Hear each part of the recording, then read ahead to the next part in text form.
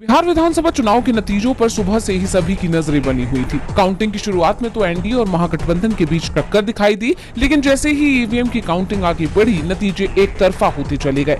सभी exit poll धाराशायी हो गए क्योंकि नतीजों में एनडीए 200 पार चला गया। बीजेपी को 91 सीटों पर या तो जीत मिल चुकी थी या उसके उम्मीदवार आगे चल रहे थे, तो जेडीयू के उम्मीदवार 82 सीटों पर या तो आगे थे या फिर चुनाव जीत चुके थे। चिराग पासवान के एलजेपीआर को 19 सीटों पर जीत मिलती दिख रही है, जबकि हमको 5 और आरएलएम को 4 सीटों पर जीत मिली है। तो दूसरी तरफ महागठबंधन को करारा झटका लगा है। वाम दलों को सिर्फ 3 सीट मिली है। वीआईपी और आईआईपी का खाता तक नहीं खुल पाया है। कांग्रेस को 5 सीटों पर या तो जीत मिली है या उसका उम्मीदवार आगे चल रहा है। तो आरजेडी 26 सीटों पर मजबूत दिखाई दी, लेकिन महागठबंधन और एनडीए के बीच करीब 1 दर्जन सीटों पर बेहद कांटे की लड़ाई भी दिखाई दे रही है। इससे कुछ सीटों के नतीजे अंतिम समय पर जरूर बदल सकते हैं, लेकिन ये तय है कि एनडीए की सीटों का आंकड़ा इस बार 200 के पार रहेगा, जो किसी भी एग्जिट पोल में दिखाई नहीं दिया था। महागठबंधन को सबसे बड़ा झटका तो उन सीटों पर लगा जहां फ्रेंडली फाइट हुई, क्योंकि फ्रेंडली फाइट वाली लगभग सभी सीटें इंडिया गठबंधन हार गया। बात मुस्लिम उम्मीदवारों की करें तो महागठबंधन की तरफ से मैदान में उतरे सिर्फ 3 मुस्लिम ही जीतने में कामयाब हुए। 2 सीटों पर बेहद कांटे की टक्कर जरूर आखिरी समय पर चलती दिखाई दी। सबसे ज्यादा 5 मुस्लिम उम्मीदवार एआईएमआईएम की टिकट पर जीतने में कामयाब रहे। सीमांचल की करीब आधा दर्जन सीटों पर एआईएमआईएम के उम्मीदवारों ने महागठबंधन की हार में बड़ी भूमिका भी निभाई। फिलहाल इन नतीजों के बाद भी एनडीए की तरफ से ये साफ नहीं हुआ है कि सीएम नीतीश कुमार ही रहे। बिहार विधानसभा चुनाव के नतीजों के बाद विपक्षी नेताओं की तरफ से वोट चोरी और चुनावी धांधली के गंभीर आरोप लगाए जा रहे हैं। ये प्रतिक्रियाएं चुनाव प्रक्रिया की निष्पक्षता और विश्वसनीयता पर सवाल उठा रही हैं। तमाम विपक्षी नेताओं ने कई गंभीर आरोप लगाए हैं। कांग्रेस नेता दिग्विजय सिंह ने साफ तौर पर कहा कि जो शक था वो सच निकला। ये पूरा खेल हेरफेर की गई वोटर लिस्ट और हेरफेर किए गए ईवीएम का है। जो मुझे शक था वो सही निकला।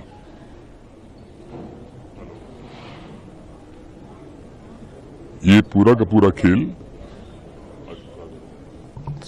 मतलब मैनिपुलेटेड वोटर लिस्ट और मैनिपुलेटेड ईवीएम का है। उन्होंने चुनाव परिणामों को सीधे तौर पर धांधली से जोड़ा। इसी तरह कांग्रेस के अजय राय ने दावा किया कि देश देख रहा है कि कैसे वो वोट चोरी कर रहे हैं। बहुत जल्द इसका खुलासा होगा।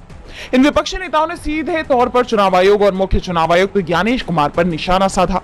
छत्तीसगढ़ के पूर्व मुख्यमंत्री भूपेश बघेल ने कटाक्ष करते हुए कहा कि इस परिणाम के लिए एक व्यक्ति जिम्मेदार है, ज्ञानेश कुमार। मैं उन्हें बधाई देता हूं।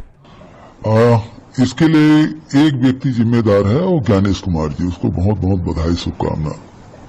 65 लाख वोट काटे, 16 लाख आवेदन आया और 21 लाख नाम जोड़ दिए। तो ये करिश्मा ज्ञानेश कुमार जी किए हैं, तो इसलिए पूरा श्रेय ज्ञानेश कुमार जी को। वहीं शिवसेना यूबीटी नेता संजय राउत ने तो और भी तीखी प्रतिक्रिया दी है। उन्होंने कहा कि मुख्य चुनाव आयुक्त ज्ञानेश कुमार को बिहार चुनाव में जीत की बधाई।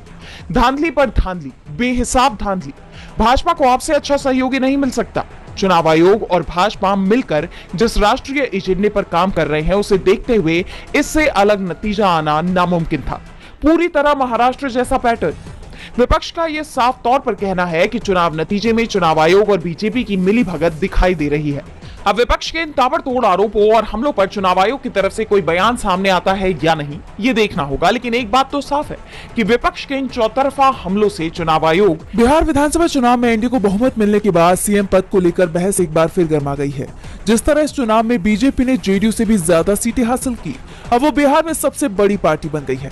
उसके बाद ये चर्चा जोर पर है कि क्या बीजेपी नीतीश कुमार के साथ महाराष्ट्र वाला खेल खेलने वाली है, क्योंकि विधानसभा चुनाव नतीजों को देखें तो महाराष्ट्र और बिहार में कोई खास फर्क नहीं है। दोनों ही राज्यों में बीजेपी ने क्षेत्रीय पार्टी को पछाड़ दिया और खुद के दम पर गठबंधन को बहुमत के करीब ले आई, जिसके बाद महाराष्ट्र में मुख्यमंत्री भी बीजेपी का ही चुना गया। एकनाथ शिंदे से सीएम पद छीना गया। देवेंद्र फडणवीस के मुख्यमंत्री बनने के बाद से ही नीतीश कुमार को भी चिंता सताने लगी थी कि इस चुनाव में उनके हाथ से भी सीएम पद न चला जाए, और अब वो सब कुछ हकीकत में होता हुआ नजर आ रहा है। दावा किया जा रहा है कि इस बार बीजेपी अपनी पार्टी से मुख्यमंत्री बनाएगी, और अब तो नीतीश कुमार अपने बचाव के लिए जेडीयू का सबसे बड़ी पार्टी होने का तर्क भी नहीं दे पाएंगे। इस बात का एहसास अब उन्हें भी है। ऐसे में पूरी जेडीयू को बड़ा झटका सा लगा है। चुनाव में उनके गठबंधन की जीत के बावजूद पार्टी नेता बौखलाए हुए हैं। इसकी झलक भी तब साफ दिखाई दी जब मतगणना के बीच ही जेडीयू की तरफ से अपने आधिकारिक सोशल मीडिया हैंडल पर ट्वीट किया गया कि न भूतो न भविष्यति, नीतीश कुमार बिहार के मुख्यमंत्री थे, हैं और रहेंगे। माना जा रहा है कि इस ट्वीट के जरिए पार्टी बीजेपी को अपना मैसेज देना चाहती थी, लेकिन नतीजों के बाद बीजेपी ने जिस तरह बाजी मारी, उसके बाद जेडीयू भी दबाव में दिखाई दे रही है। पार्टी ने कुछ ही देर बाद अपना ट्वीट डिलीट भी कर दिया, जिसके बाद ही तय माना जा रहा है कि इस बार बीजेपी नीतीश कुमार को झटका दे देगी। नीतीश कुमार के हाथ से सीएम पद फिसलता दिखाई दे रहा है। राज्यों की 8 विधानसभा सीटों पर हुए उपचुनाव के रिजल्ट घोषित हो गए हैं, जिसमें बीजेपी को जबरदस्त झटका लगा है। पार्टी को 2 सीटों पर जीत मिली है, 6 सीटों पर उसे हार मिली है, और सबसे बड़ी बात तो यह है कि 4 सीटों पर पार्टी दूसरे नंबर पर भी नहीं आई है, तीसरे से 6वें नंबर पर लुढ़क गई।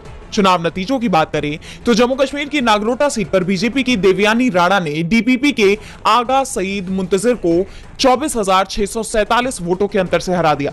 वहीं जम्मू कश्मीर की ही बडगाम सीट पर पीडीपी के आगा सईद मुंतजिर मेहदी ने नेशनल कॉन्फ्रेंस के आगा सईद महमूद अल मुसावी को 4,478 वोटों के अंतर से हरा दिया। इस सीट पर बीजेपी उम्मीदवार 6वें स्थान पर आया है।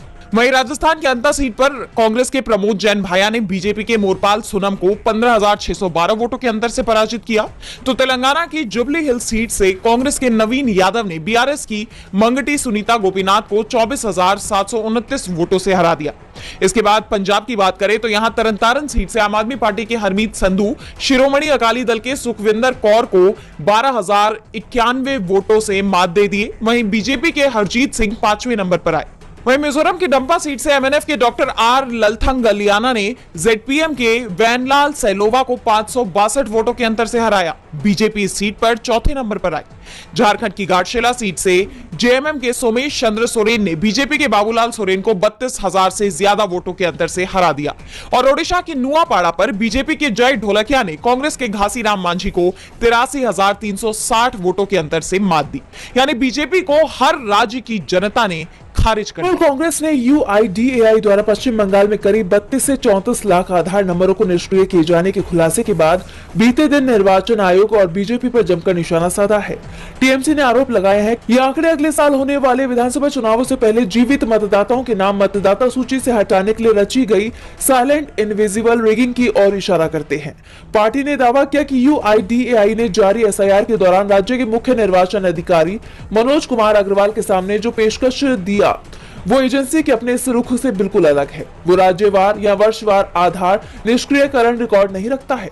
पार्टी के प्रवक्ता अरुण चक्रवर्ती ने कहा कि आज मुख्य निर्वाचन अधिकारी के कार्यकाल में बताया गया कि यूआईडीएआई ने 32 से 34 लाख आधार नंबर निष्क्रिय कर दिए हैं, लेकिन उसी यूआईडीएआई ने संसद को बताया था कि वो आधार निष्क्रियता का डेटा राज्यवार या वर्षवार संग्रहित नहीं करता है।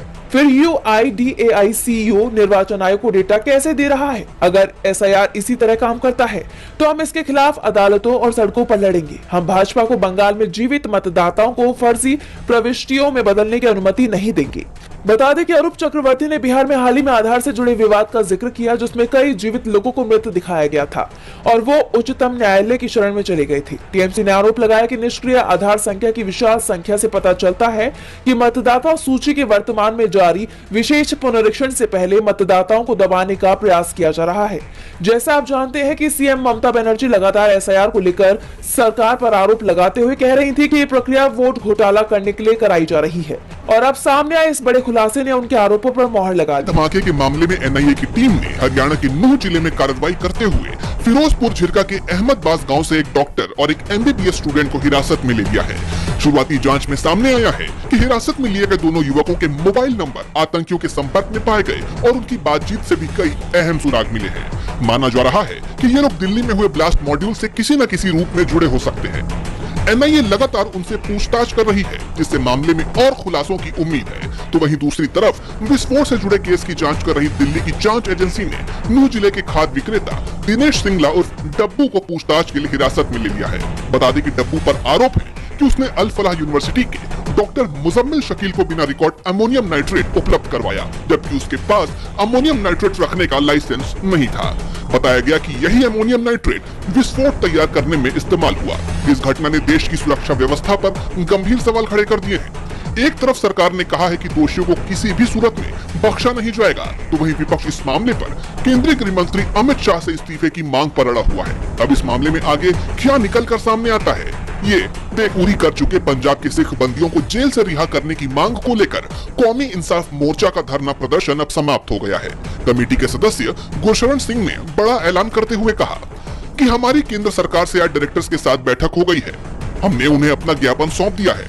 उनकी तरफ से यह आश्वासन दिलाया गया है कि वो दिल्ली जाकर विभाग के मंत्री तक उनकी बात पहुंचा देंगे और जल्दी इसका हल निकाल दिया जाएगा।